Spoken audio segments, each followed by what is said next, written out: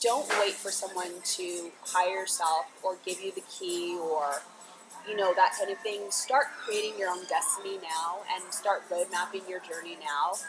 If you know that there's something that you're passionate about or something that you want to do, you have the power to make that happen.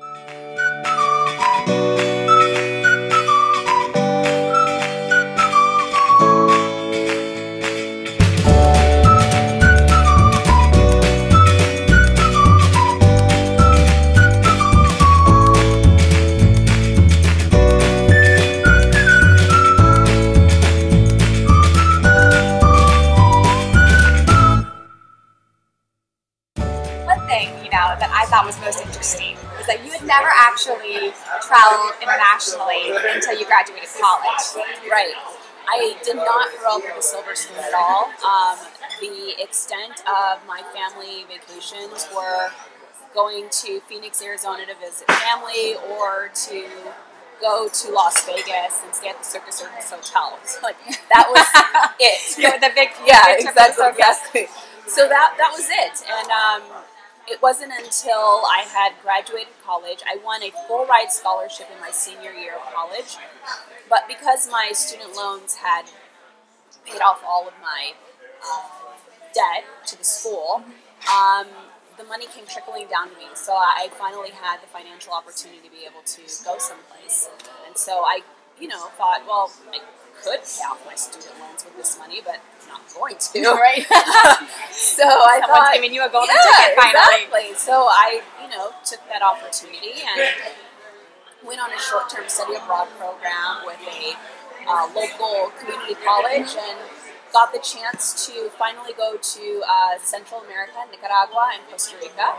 And I had an absolute fabulous time. And I actually took my mother with me. And that's great. Yeah. And so had she traveled abroad? No, it's her first time. So it was both of our first times going, and we had just a total blast. And that's where I fell in love with traveling abroad. I was like, how can I do more of this? This is what I want to be doing. I just didn't know that fast forwarding a couple of years that I would be the one to make that all possible for myself. So. And how long after that trip did you get the idea to create Rhythm? I think the idea started during that trip. I had went to a local club in Granada, Nicaragua, which is a small colonial town, and me and my travel mates were the only Americans in the club. And a guy asked me to dance in his broken English, and I responded in my broken Spanish.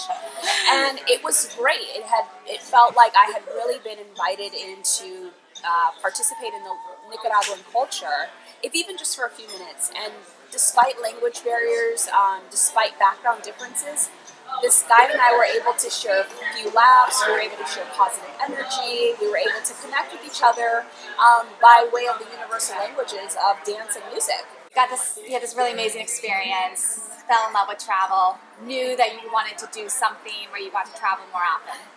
What were you doing professionally at the time? Well, I just graduated college and I had a job waiting for me in San Diego as a news producer and reporter. And that was a great opportunity. I first of all got to stay in a relatively big market right after college, which a lot of journalism students don't get to do. They have to go to small towns that they might not be familiar with. Oh yeah, I know some of those. Yeah, yeah, exactly. You're working where? Yeah, exactly.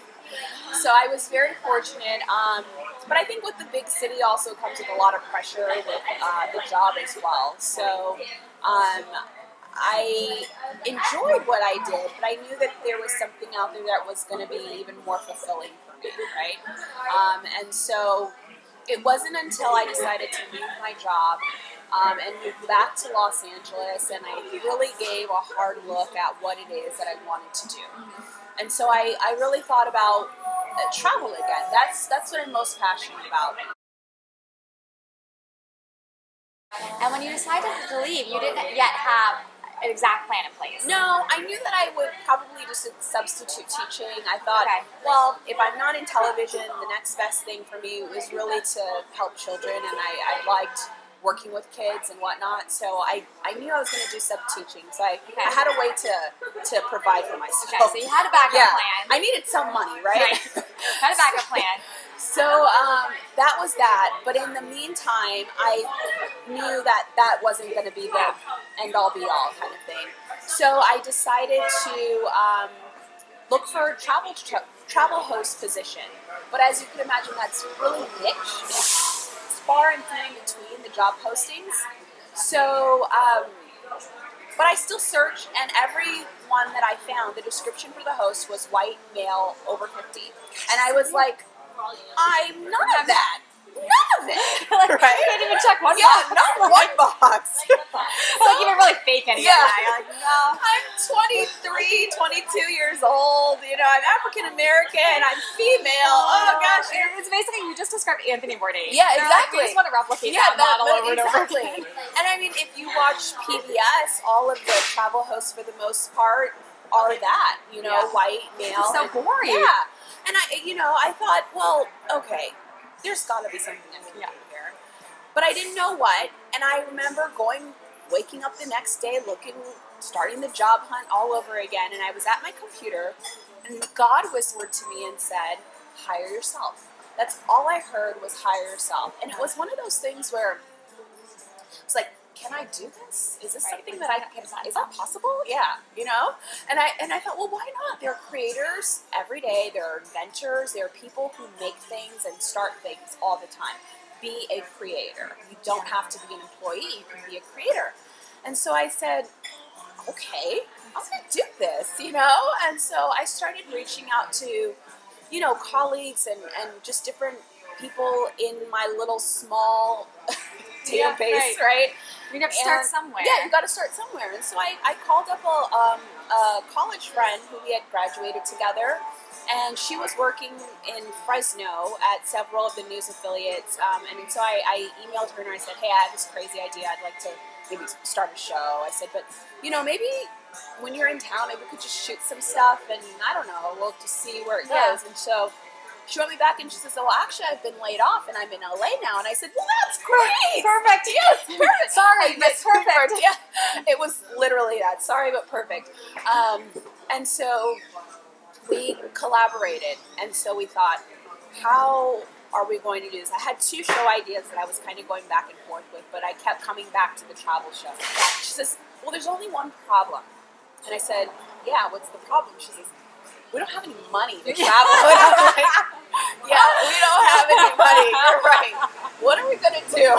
Okay. So, one little problem here. Yeah. So I said, okay, well, we need to get creative. And so I thought, well, nobody's just going to hand us money. You don't just go and ask for someone to give you money and then they just write out a check. It doesn't work like that. So I said, we've got to give them something to believe in the project, to see the vision. And I said, so let's try to create a sizzle or some kind of demo that would demonstrate what this show idea is all about. And so we went to the ethnic enclaves of Los Angeles. So we went to Chinatown. We went to Little Brazil. Yes, there is a Little Brazil in Los Angeles. And we went to Olvera Street, and I went and did an Irish set dancing class and all of these different things. And then we did like this fast sizzle. And it made it look like we had a full 13-episode season. Brilliant. And so that's what we started our website with, and that's what got other people interested in the project by seeing that video, because now it wasn't just an idea that I had to show or explain. It was like, this is what we're talking about here. You know. You know what I love about that is that I think a lot of times people get these big ideas. I mean, I don't think there's a want of ideas. Yeah. You know, but there's this big barrier between I have this big idea and how am I going to get there, and oftentimes you only see the end and you're like, it's just too much. Right. Like it's too big of a job for me to tackle. Yes. So what you did was basically say, I'm just going to take step one. Like, this is what I have to work with. Right. This is the money that I have. This is the resources that I have. Yeah. Like, let's just work with it and go from there. Yeah. And I think that's important for everyone. Like, no matter what it is you're after, like, you can't be worried about what you don't have or how you're gonna get to like perfection. And you know, I find that the most creativity comes out of those people who have very little, right? Because you're forced to push and be creative. I think about the street kids of South Africa and the dances or the music that they come up with from I mean, soda cans or, Yeah. just any kind of things. And this is not just in South Africa, but this is all over the world. People are just being creative, and it's because of lack of resources, but yet they come up with something so beautiful, right? And so I think that's where the creativity came was we don't have anything, so we have to be creative, And luckily, my colleague, Kelly Vale, she's a great photographer, she had a camera she had just bought, and she was like, I just bought a camera, so that's kind of cool. And then we didn't have any editing equipment, so I called up some colleagues at my old news station. I was like, hey, can you hook us up with a program for free? Just trying to get whatever we could. And that's what got us started, just relying on our network. So from 2009 to 2014, you were actually working on developing Rhythm Abroad. Yeah. I mean, that's a really long time. It In is. 5 years to actually not have the final product in hand. What was that like? I mean, what kept you motivated? I think it was not wanting to fail, but I also think having a great support system for my family and friends that kept telling me, keep going, you can't stop now, things are happening. But I also think the city of LA, everybody is trying to do something, Yeah. I mean, Absolutely. yeah, I mean, you hear it all the time. I'm doing this, I'm doing that, and whether they're really doing it or not, you don't know, but everybody, says they're doing something. So you didn't feel so out of the box that, you were still trying to make something happen,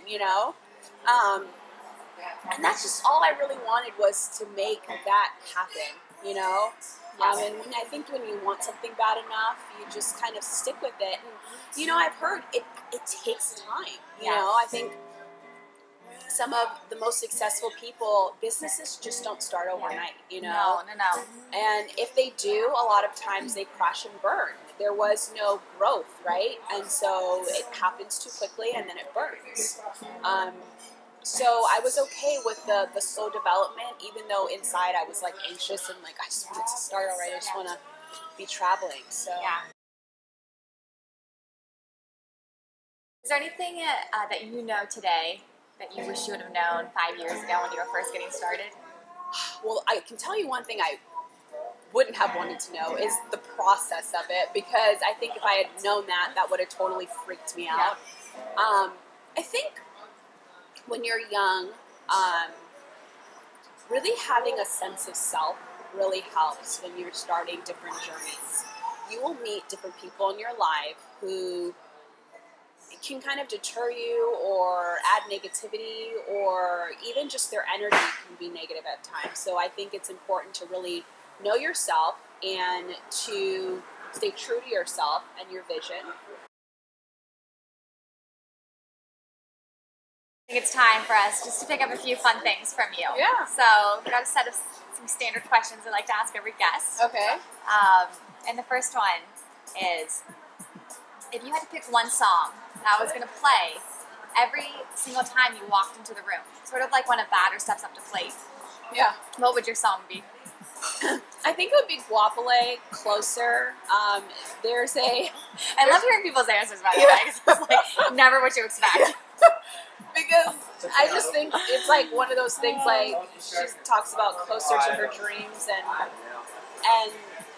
I just love that line. So when I'm going through something hard and or a new opportunity is, and I'm not sure if I can do this, it's like, okay, I can play this song and know that I'm getting closer to my dreams, and that's gonna make me happy. It's beautiful. So, yeah, it's a beautiful answer. Love that. Okay, if so my next question, I think you sort of shared too, but I'd love to hear it. Is, are there any words that you live by? Do you have a quote or anything in particular? Yeah, lead by faith and not by sight. It's the thing that I think keeps me going, because if we led by sight, I don't know where I'm headed tomorrow. So that would prevent me from doing a lot of things in my life, because I can't necessarily see how I'm going to get to the end result. And so you just have to kind of take a leap of faith in everything that you do, right? I think we do it when we're driving. I'm looking at the cars here on the boulevard, and it's like, you could get hit, you know? But you step into your car with a little bit of faith, and you trust your driving skills, and you trust the people around. Oh, no, I do hope when you're driving, like, there's some sight. Like, you're looking. Yeah. So you might be right on that one. But overall, you know. Okay, but of everyone that I've asked, I actually feel like these are words we live by. Like everything you've said today, like the 5-year process, or the 2006, 2015 process. Yeah. Like, you had no idea. Yeah. Unless you don't have a crystal ball. Yeah. You don't know if it's gonna work out. All you got is faith. Exactly. Gotta go with it. Yeah. So that's but I'm probably gonna leave before you leave. Yeah. Like, I'm gonna make sure I get in my car and take. I'll be sure to use a little sight that I promise I won't drive with my eyes closed. Oh my God. That would be bad. My last question actually comes from another young woman who we had on the site. Okay. And she had a dinner party. And she asked us all to go around the table and fill in the sentence, I'm a badass because. And so I want you to fill in the sentence. Okay. I'm a badass because. Okay. I'm a badass because I don't take no for an answer. That's why I'm a badass. Yeah. And I will continue to do that. When there are roadblocks, I will find another way of how to get over the hump. Amazing. Yeah. That's what you have to do. Yeah. You are a badass. Thank you.